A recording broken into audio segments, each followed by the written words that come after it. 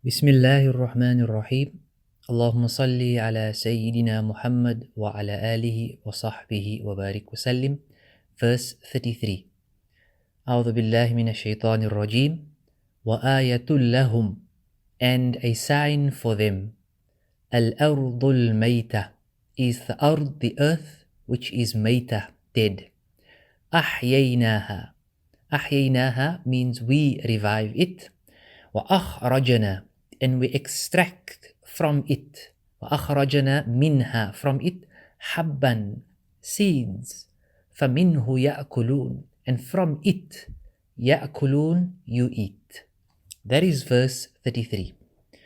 The Mufassirin indicate that this verse is indicating to those mushrikeen على قدرة الله على ما يشاء. It's indicating to those mushrikeen that Allah Ta'ala, He is omnipotent, He has the qudra, the all-overwhelming power, ala may yasha, to do what He so wills.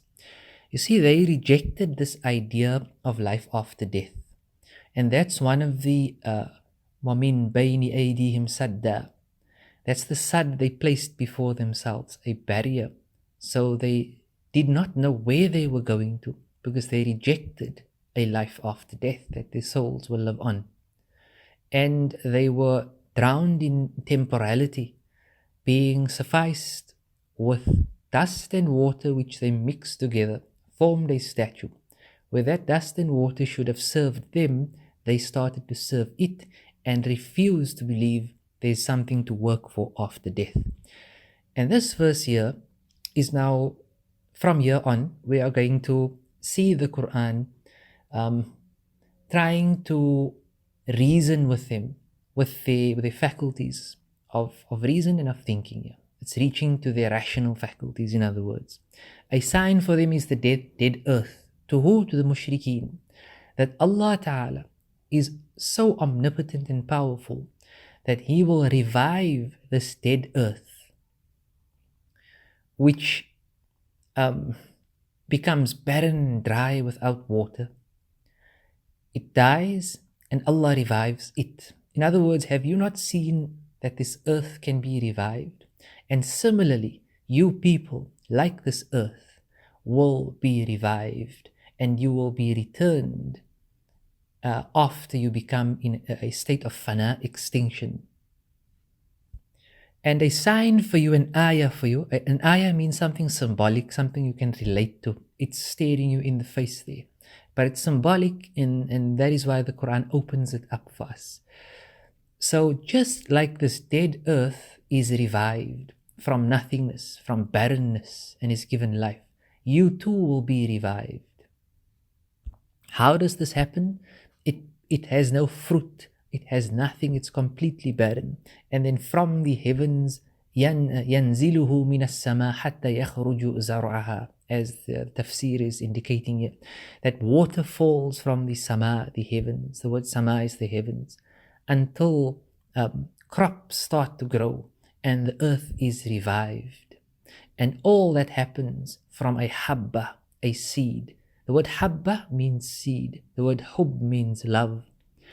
Because it's a seed that is planted, that sprouts and bears fruit and has the ability to care. In other words, that seed that grows, that love that sprouts. And this seed that gives birth to this vegetation and this greenery, that is your sustenance. That is why the verse ends, فَمِنْهُ يَأْكُلُونَ, from it you eat. That is for you for today and tomorrow. So Allah Ta'ala is speaking here, and the Prophet Sallallahu Alaihi Wasallam is endowed with this wahi to tell these mushrikeen of Makkah, are you blind to the reality that this earth dies and is revived? Can you not see that it is possible that you too can die and be revived?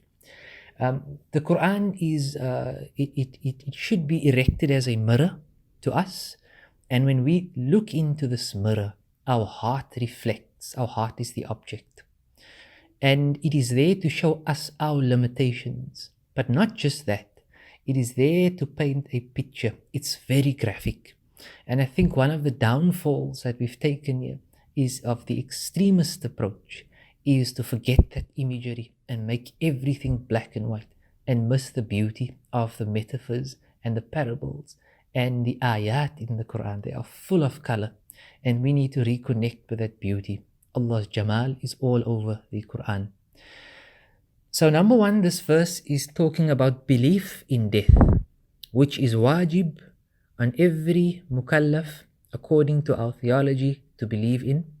And we don't need textual proof. There are two types of proofs in our deen. There is rational proof, and we call that dalil aqli, rational proof. Then we have textual proof, meaning the Quran and the Sunnah, and that we call dalil naqli. The naql is what was transmitted via Quran and Sunnah. The aql is what we can rationally figure out. Now, our aql is subject to the naql, the text. We don't bring the naql, the text down and make it submit to our aql. So if you're wondering why we tawaf 7 times, it is ta'abbud, the nas, the text, the naql tells us to do it, and our aql is subject to it. We just do it. Sami'na wa ata'na. After that, you can find 1,000 different reasons as to why. But because we are told 7, we follow that. Because there is an i'jaz in the Quran and in the Sunnah, a miraculousness which can't always be comprehended. The thought of the Mu'tazila, the earlier generations of Muslims who ruled the Islamic world, the Mu'tazila, they don't exist today. They were all refuted and they don't exist anymore. But they made the text subject to their aql. So everything had to be rationally figured out, every single thing.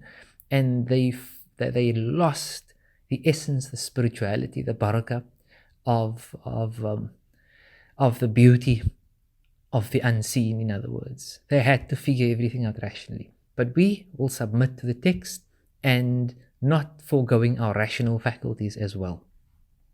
So it's wajib to believe that death occurs through the divine decree of Allah Ta'ala. Nobody can die except if Allah so wills. Nobody comes to life except if Allah so wills. As for the textual proof in the Quran, it is Surah 39, verse number 30. 39:30 is the dalil where Allah Ta'ala says, verily you, O Muhammad sallallahu alayhi wasallam, you will die, and verily they will die too. It is a guarantee from the Quran that human beings, their bodies come to an end. But this verse here, when it says you will die and they will die, although it seems general, any general verse read in the Quran as an usulu fiqh principle, you must find its takhsis, its restriction, or its limitation. Because a general verse, although it seems general when you read it, you will die and everyone too will die, there are restrictions. Where do we find that? We need to understand what is connected to this verse in the Quran and what ahadith of Muhammad sallallahu alaihi wasallam are connected to it. The restriction here, you will die, excludes the ruh, because the soul does not die. The soul lives on. So this verse is restricted to the bodies. What is restricted in a limited way is Sayyidina Khidr alayhi salam, where he lives, and there's a minor opinion that he has died already, and a stronger opinion that he will only die at the end of time. So he is excluded for now from this verse. Likewise, Sayyidina Isa alayhi salam is excluded for now from this particular verse. So do you see how technical, not really technical, but how sophisticated our religion is, in that our ulama laid down various principles to guide us when traversing the Quran. Just as a principle, any verse that seems general, you all must do that. You need to find its limitation before you go into public and say this is halal and that's haram. So this is one of the ayat which we are reading now, which Sayyidina Abu Bakr as-Siddiq quoted when the Prophet ﷺ passed away, when he was raised up to that Rafi al-A'la, the higher realms, as our ulama would say. He said this to them when they were dumbstruck and they couldn't believe the Prophet ﷺ had passed away. Sayyidina Umar couldn't believe it. And Sayyidina Abu Bakr radiallahu ta'ala anhu came and he said, Allah Ta'ala says, إِنَّكَ مَيِّتٌ, indeed, O Muhammad sallallahu alayhi wa sallam, you will die. وَإِنَّهُمْ مَيِّتُونَ, and verily they will die. And the Sahaba, they narrated that when Sayyidina Abu Bakr read this verse, it was as if it was the first time we ever heard this verse in our lives. Verily you will die, and verily they will die. Wallahu a'lam. Wassalamu alaikum wa rahmatullah.